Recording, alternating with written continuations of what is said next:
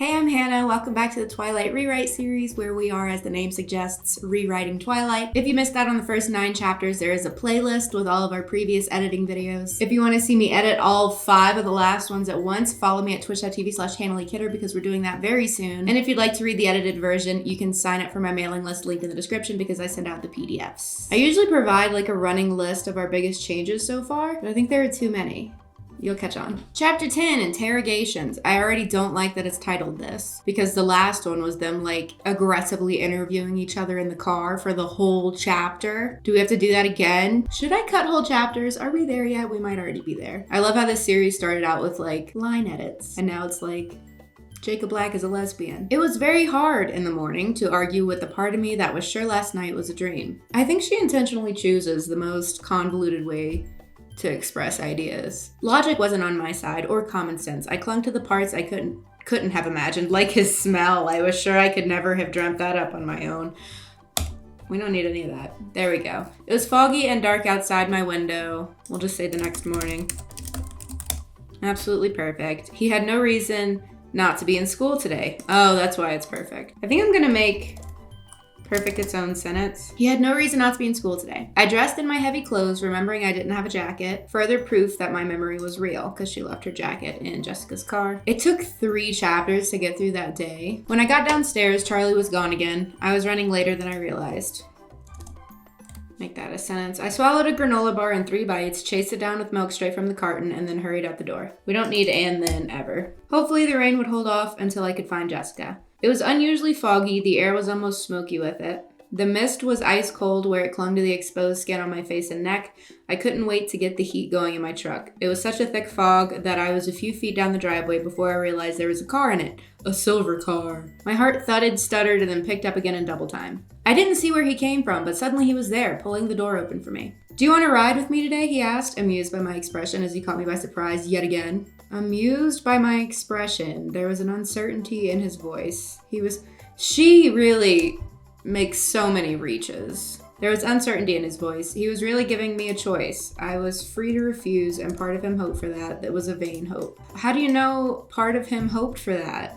Also, why is he offering at all if he wants you to refuse? "Yes, thank you," I said, trying to keep my voice calm. As I stepped into the warm car, I noticed his tan jacket was slung over the headrest of the passenger seat. The door closed behind me, and sooner than should be possible, he was sitting next to me, starting the car. "I brought the jacket for you. I didn't want you to get sick or something." His voice was guarded. I noticed that he wore no jacket himself, just a light gray knit V-neck shirt with long sleeves. A light gray knit V-neck shirt with what about a light gray V-neck sweater? I don't think we need light either. Just a gray V-neck sweater. Call me old-fashioned, but I don't think sentences should be painful to read. Again, the fabric clung to his perfectly muscled chest. Ugh. I'm gonna take out again. It was a colossal tribute to his face that it kept my eyes away from his body. Instead of colossal tribute, I think I'm just gonna say compliment. "I'm not quite that delicate," I said, but I pulled the jacket in my lap, pushing my arms through the 2 long sleeves, curious to see if the scent would possibly be as good as I remembered it was better. "They're both pretty creepy, huh?" "Aren't you?" he contradicted in a voice so low I wasn't sure if he meant for me to hear. I'm gonna perch. We drove through the fog-shrouded trees, always too fast, feeling awkward. I was, at least. Last night, all the walls were down, almost all. I didn't know if we were still being as candid today. It left me tongue-tied. I waited for him to speak. I waited for him to speak out. He turned to smirk at me. "What, no 20 questions today?" If it's the game, shouldn't that be capitalized? "Do my questions bother you?" I tried to sound annoyed, but you could hear my relief at the ended silence. Or whatever. I don't know. "Not as much as your reactions do." He looked like he was joking, but I couldn't be sure. I frowned. "Do I react badly?" "No, that's the problem. You take everything so coolly. It's unnatural. Makes me wonder what you're really thinking." And take out "it's unnatural." "I always tell you what I'm really thinking." "You edit," he accused. "Not very much. Enough to drive me insane." I'm gonna take that out. "You don't want to hear it," I mumbled, almost whispered. As soon as the words were out, I regretted them. The pain in my voice was very faint. I could only hope he hadn't noticed it. Take out very. Make that a sentence. He didn't respond, and I wondered if I had ruined the mood. What mood, babe? Was there a vibe here you really wanted to salvage? His face was unreadable as we drove into the school parking lot. Something occurred to me belatedly. I'm gonna take that out. Where's the rest of your family? I asked. More than glad to be alone with him, but remembering that his car was usually full. They took Rosalie's car. He shrugged as he parked next to a glossy red convertible with the top up. Ostentatious, isn't it? Wow, I breathed. If she has that, why does she ride with you? Like I said, it's ostentatious. We try to blend in. Then why aren't they doing that today? You don't succeed, I laughed and shook my head as we got out of the car. I wasn't late anymore. His lunatic driving had gotten me to school in plenty of time. So why did Rosalie drive today if it's more conspicuous? Hadn't you noticed? I'm breaking all the rules now. He met me at the front of the car, staying very close to my side as we walked onto campus. I wanted to close that little distance to reach out and touch him, but I was afraid he wouldn't like me to. I wouldn't like you to either. Why do you have cars like that at all? I wondered aloud. If you're looking for privacy. An indulgence, he admitted with an impish smile. We all like to drive fast. Figures, I muttered. Bump, ba-da-dum, bump. That's what muttering is. Under the shelter of the cafeteria's roof overhang, Jessica was waiting, her eyes about to bug out of their sockets. Over her arm, bless her, was my jacket. Hey, Jessica, I said when we were a few feet away. Thanks for remembering. She handed me my jacket without speaking. Good morning, Jessica, Edward said politely. It wasn't really his fault that his voice was so irresistible. Or what his eyes were capable of. Okay. Hi. She shifted her wide eyes to me, trying to gather her jumbled thoughts. I guess I'll see you in Trig. She gave me a meaningful look, and I suppressed the sigh. What on earth was I going to tell her? Yeah, I'll see you then. She walked away, pausing twice to peek back over her shoulder at us. What are you going to tell her? Edward murmured. Hey, I thought you couldn't read my mind, I hissed. I can't, he said, startled, then understanding brightened his eyes. However, I can read hers. She'll be waiting to ambush you in class. I don't think we need however. I groaned as I pulled off his jacket and handed it to him, replacing it with my own. He folded it over his arm. So what are you going to tell her? A little help, I pleaded. What does she want to know? I think I'm going to take that out.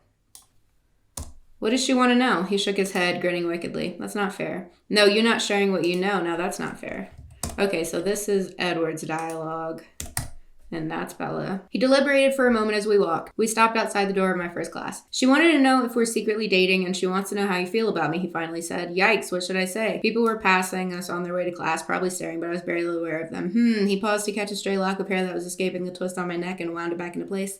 My heart spluttered hyperactively. I suppose you could say yes to the first if you don't mind. It's easier than any other explanation. One side of his mouth pulled up into my favorite uneven smile. I couldn't catch my breath soon enough to respond to that remark. What else would you be responding to? He turned and walked away. I'll see you at lunch, he called over his shoulder. 3 people walking in the door stopped to stare at me. Why? Why would anyone care? I hurried into class, flushed and irritated. He was such a cheater. Now I was even more worried about what I was going to say to Jessica. I sat in my unusual seat. I sat in my usual seat, slamming my bag down in aggravation. I'm gonna take that out. Like, what's going on? Morning, Bella, Mike said from the seat next to me. I looked up to see an odd, almost resigned look on his face. How's Port Angela's? It was. There's no honest way to sum it up. Great, I finished lamely. Jessica got a really cute dress. Did she say anything about Monday night? He asked, his eyes brightening. I smiled at the turn the conversation had taken. One of the biggest problems with the prose in this book is that it over-explains and under-describes. It tells us way too much and doesn't show us enough. Did she say anything about Monday night? She said she had a really good time, I assured him. She did? He said eagerly. Most definitely. Mr. Mason called the class to order then, asking us to turn in our papers, English, and then government passed in a blur, while I worried about how to explain things to Jessica and agonized over whether Edward would really be listening to what I said through the medium of Jess's thoughts. Well, yeah. I'll take that out. How very inconvenient his little talent could be when it wasn't saving my life. Shut up. Also, I can't decide if she believes him or not because she keeps acting like it's ridiculous and that she's crazy for going along with it, but then she wholeheartedly believes it to be true. I don't know what's going on. The fog had almost dissolved by the end of the second hour, but the day was still dark with low, oppressing clouds. I smiled up at the sky. Edward was right, of course. When I walked into Trig, where's our comma? Jessica was sitting in the back row, nearly bouncing off her seat in agitation. I'm gonna take out in agitation. I reluctantly went to sit by her, trying to convince myself it would be better to get it over with as soon as possible. Tell me everything, she commanded before I was in the seat. What do you want to know? I hedged. What happened last night? He bought me dinner and then he drove me home. She glared at me, her expression stiff with skepticism. How did you get home so fast? He drives like a maniac. It was terrifying. I hoped he heard that. Was it like a date? Did you tell him to meet you there? I hadn't thought of that. No, I was very surprised to see him there. I'm going to take out very. Also take out the repetition for there. Her lips puckered in disappointment at the transparent honesty in my voice. But he picked you up for school today? She probed. There's never really a good reason to use the word probed. Yes, that was a surprise too. He noticed I didn't have a jacket last night, I explained. So are you going out again? He offered to drive me to Seattle Saturday because he thinks toy truck isn't up to it. Thinks toy truck. Maybe my toy truck isn't up to it. Why don't we just end a sentence? End a sentence. Perfect. Yes, she nodded. Well then, yes. Wow. She exaggerated the word into 3 syllables. Edward Cullen. I know, I agreed. Wow, didn't even cover it. That's not how we're going to format that. Wait, her hands flew up, palms toward me like she was stopping traffic. Has he kissed you? Who cares? No, I mumbled. It's not like that. She looked disappointed. I'm sure I did too. Do you think Saturday? She raised her eyebrows. I really doubt it. The discontent in my voice was poorly disguised. What did you talk about? She pushed for more information in a whisper. Class had started, but Mr. Varner wasn't paying close attention, and we weren't the only ones still talking. I don't know, Jess. Lots of stuff, I whispered back. We talked about the English essay a little, a very, very little. I think you mentioned it in passing. Please, Bella, she begged. Give me some details. Well, okay, I've got one. You should have seen the waitress flirting with him. It was over the top. But he didn't pay any attention to her at all. Let him make what he could of that. That's a good sign, she nodded. She nodded is just not a dialogue tag. Was she pretty? Very. And probably 19 or 20. Even better, he must like you. I think so, but it's hard to tell. He's always so cryptic. I threw in for his benefit, sighing. I don't know how you're brave enough to be alone with him, she breathed. Wait, this is Jessica. Why? I was shocked, but she didn't understand my reaction. He's so intimidating. I wouldn't know what to say to him. She made a face, probably remembering this morning or last night when he turned the overwhelming force of his eyes on her. Are you nervous? My eyes are tight. My chuckle is dark. I do have some trouble with incoherency when I'm around her, I admitted. Oh, well, he's unbelievably gorgeous. Jessica shrugged as if this excused any flaws, which in her book it probably did. There's a lot more to him than that. Really? Like what? I wished I had let it go, almost as much as I was hoping he'd been kidding about listening in. I can't explain it right. I'm gonna take out right, make out a comma. But he's even more unbelievable behind the face. What does that mean? I'm just gonna say I can't explain it. The vampire who wanted to be good, who ran around saving people's lives so he wouldn't be a monster. I stared toward the front of the room. Is that possible? Blah, blah, blah, blah, blah, blah, blah, blah. I'm going to take that out. So you like him then? She wasn't about to give up. Yes, I said curtly. I mean, do you really like him? She urged. Yes, I said again. And take out blushing. Beef up, Bella.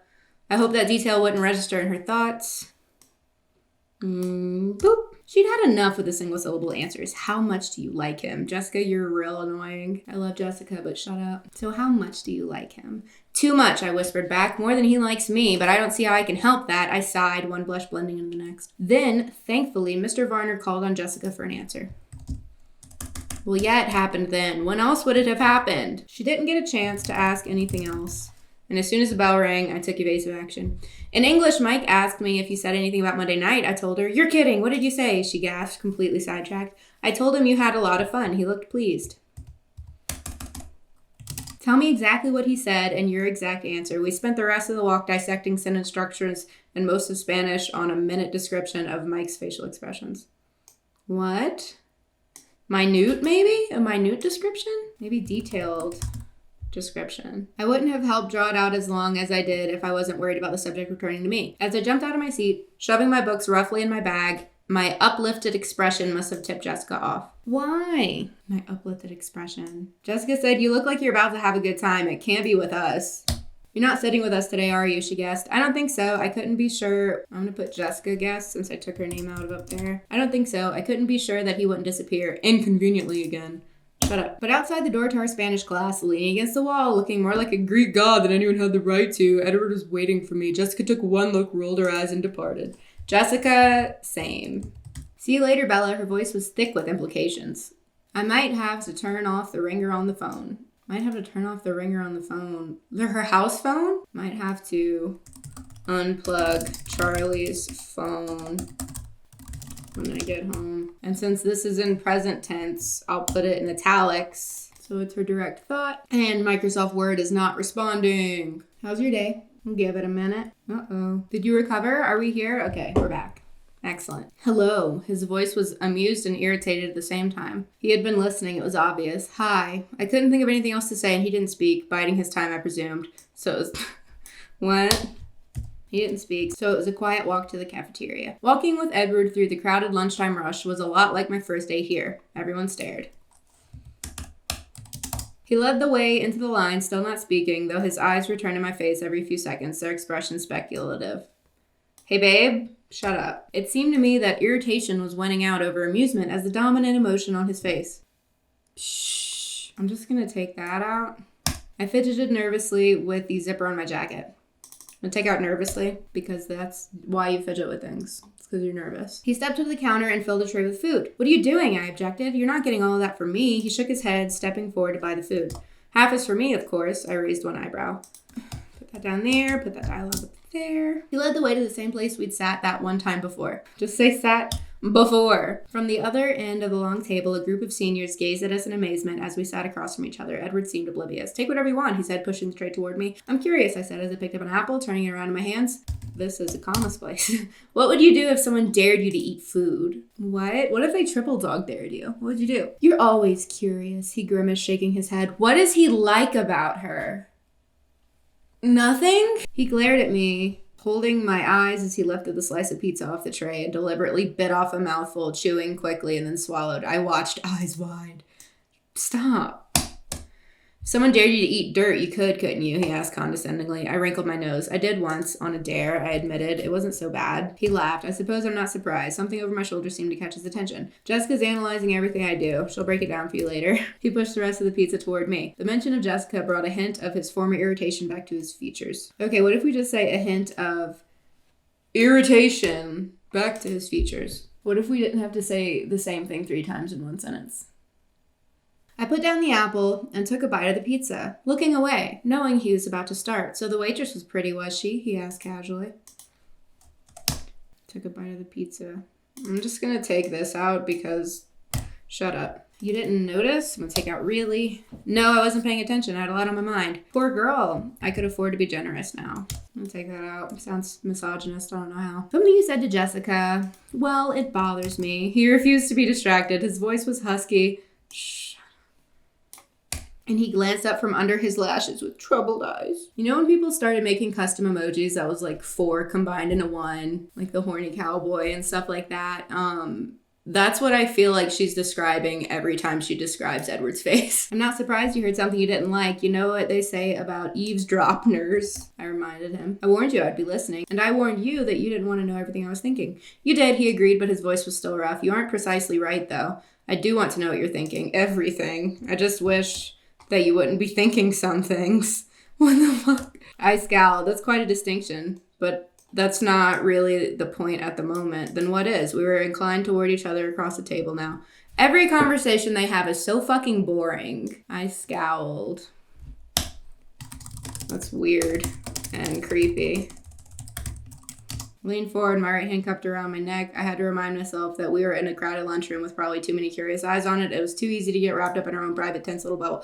Who cares? Do you truly believe that you care for me more than I do for you? He murmured, leaning closer to me as he spoke, his dark golden eyes piercing. I tried to remember how to exhale. I had to look away before it came back to me. You're doing it again, I muttered. Oh, God. Dazzling me. Oh, it's not your fault. You can't help it. Shut up. I'm just... Oh, my God. I can't stand him. Finally, he spoke, voice velvet soft. You're wrong! That's weird and creepy. You're wrong. I glanced up to see that his eyes were gentle. You can't know that. Liquid topaz eyes were penetrating. Let me think, I insisted. Wait, what? Stared at my hands, twisting and finally spoke. Well, aside from the obvious sometimes, I can't be sure. I don't know how to read minds, but sometimes it seems like you're trying to say goodbye when you're saying something else. Perceptive. Wait, that's weird and creepy. Perceptive, he whispered. And there was the anguish again, surfacing as he confirmed my fear. That's exactly why you're wrong, though, he began to explain, and his eyes narrowed. What do you mean the obvious? Absolutely ordinary. Except for bad things like all the near-death experiences and being so clumsy that I'm almost disabled. And look at you. Babe.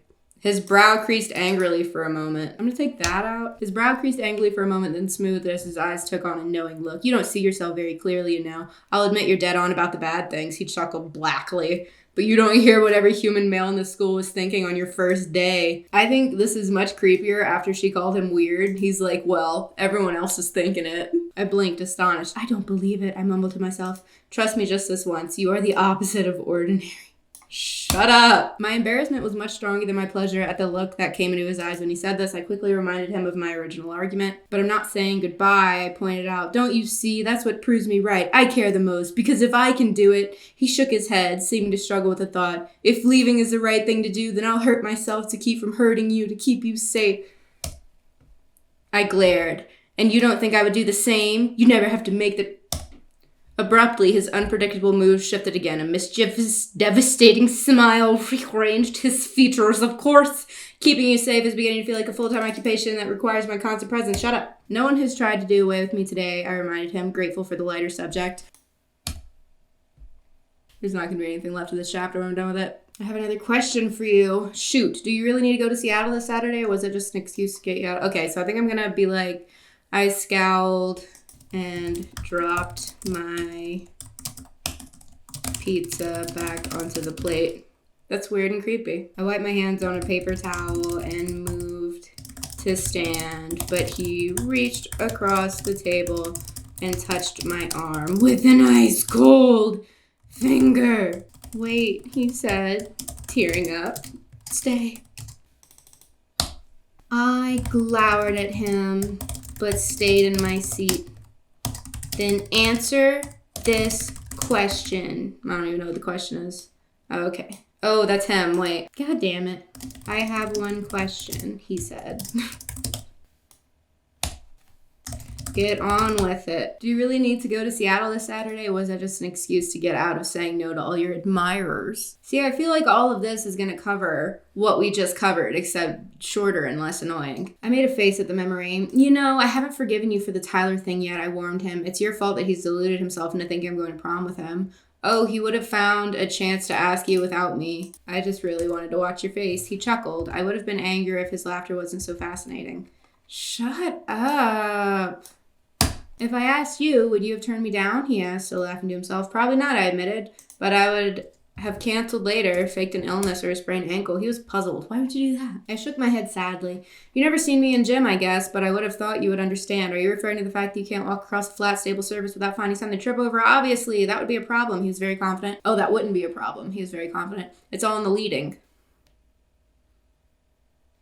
Again, I would shoot this man. He could see that I was about to protest, and he cut me off. But you never told me. Are you resolved on going to Seattle, or do you mind if we do something different? As long as the we part was in, I didn't care about anything else. Ew. I'm open to alternatives, I allowed, but I have a favor to ask. He looked wary, as he always did when I asked an open-ended question. What?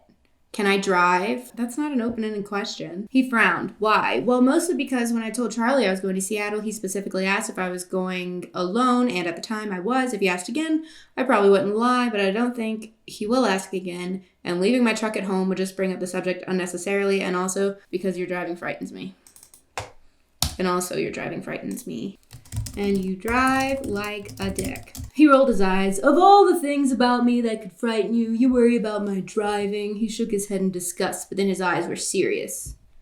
Take out again. Won't you want to tell your father that you're spending the day with me? There was an undercurrent to his question that I didn't understand. With Charlie, less is always more. I was definite about that. Where are we going anyway? The weather will be nice, so I'll be staying out of the public eye, and you can stay with me if you'd like to. Again, he was leaving the choice up to me. And you'll show me what you meant about the sun? I asked, excited by the idea of unraveling another of the unknowns. Yes, he smiled and then paused. But if you don't want to be alone with me, I'd still rather you didn't go to Seattle by yourself. I shudder to think of the trouble you could find in a city that size. I was miffed. Phoenix is 3 times bigger than Seattle, just in population. In physical size? But apparently, he interrupted me, your number wasn't up in Phoenix, so I'd rather you stayed near me. The biggest threat to her safety? He said, I'm gonna kill you with my bare hands. Let's hang out, it's safer. This is like the nice guy TM blueprint. His eyes, that unfair, smoldering thing again. No, they didn't. I couldn't argue with the eyes or the motivation, and it was a moot point anyway. As it happens, I don't mind being alone with you. I know, he sighed, brooding. You should tell Charlie, though. Why in the world would I do that? Because I'm old-fashioned, and I'm going to ask his permission before I kiss you. His eyes were suddenly fierce. To give me some small incentive to bring you back? I gulped, but after a moment, I thought I was sure. I think I'll take my chances. He exhaled angrily and looked away. No, let's talk about something else. I don't think so. So you're mad at me for not taking proper precautions against you because you want to kill me, I confirmed. And this is my fault. Where? I glanced around us, making sure we were well out of anyone's hearing. As I cast my eyes around the room, I caught the eyes of his sister, Alice, staring at me. The others were looking at Edward. I looked away swiftly back to him, and I asked the first thing that came to mind. What if I do... I didn't see his reaction because I was looking around for another seat to move to. I caught the eyes of his sister Alice. The others were looking at Edward. I looked away swiftly back to him. What about I looked swiftly back to him? I asked the first thing that came to mind. Why did you go to that Goat Rock's place last weekend? To hunt? Charlie said it wasn't a good place to hike because of the bears. He stared at me as if I was missing something very obvious. Bears? I gasped, and he smirked. You know, bears are not in season, I added sternly to hide my shock. If you read carefully, the laws only cover hunting with weapons, he informed me. He watched my face with enjoyment as that slowly sank in. Bears, I repeated with difficulty. Grizzly is Emmett's favorite. Of course it is. His voice was still offhand. Offhand? But his eyes were scrutinizing my reaction. I tried to pull myself together. I said, taking another bite of pizza as an excuse to look down. I chewed slowly and then took a long drink of Coke without looking up. So, I said after a moment, finally meeting his now anxious gaze, what's your favorite? He raised an eyebrow and the corners of his mouth turned down in disapproval. Mountain lion. Why? What if he just raised an eyebrow? He offered up the information that Grizzly is Emmett's favorite, and then he's mad that she asked about his favorite. Stop talking to the girl you want to eat. I said in a politely disinterested tone, looking for my soda again. Did you lose it? Of course, he said, and his tone mirrored mine. We have to be careful not to impact the environment with injudicious hunting. We try to focus on areas with an overpopulation of predators, ranging as far away as we need. There's always plenty of deer and elk here, and they'll do. But where's the fun in that? He smiled teasingly. Where indeed? A comma there. I murmured around another bite of pizza. Early spring is Emmett's favorite bear season. They're just coming out of hibernation, so they're more irritable. He smiled at some remembered joke. Nothing more fun than an irritated grizzly bear, I agreed, nodding. He snickered, shaking his head. Tell me what you're really thinking, please.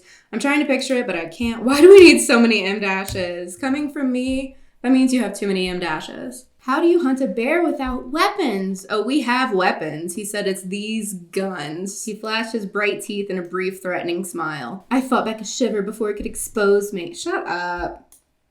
Just not the kind of thing they consider when writing hunting laws. If you've ever seen a bear attack on television, you should be able to visualize Emmett hunting. I couldn't stop the next shiver that flashed down my spine. I peeked across the cafeteria toward Emmett, grateful that he wasn't looking my way. The thick bands of muscle that wrapped his arms and torso were somehow even more menacing now. We love Emmett. Edward followed my gaze and chuckled. I stared at him, unnerved. Are you like a bear, too? I asked in a low voice. More like the lion, or so they tell me. Perhaps our preferences are indicative. Like Samba before the time-lapse musical number. Absolutely not. His face turned even whiter than usual. You know how when you don't have blood, but it can somehow leave your face and make you paler? God, I hate him. Too scary for me? I asked. If that were it, I would take you out tonight, he said, his voice cutting. You need a healthy dose of fear. Nothing could be more beneficial for you. Then why? I pressed. Ugh, shut up! Shut up! I glanced around, startled to see that he was right. The cafeteria was nearly vacant, but later then. Okay, yeah, no, we're just gonna rewrite this. He scowled, obviously wounded. People were dumping trays and filing out of the cafeteria. Well, I said lightly, standing and leaving him with the mess. See you later, King of the Jungle. I see no reason for her not to be a bitch to him. Like I said, if you want to read the edited versions, I send out the final PDFs in my newsletters, linked below. Thank you for watching, and thank you to my patrons for sponsoring this video. You ever read Twilight out loud for an hour? See you next week. Bye.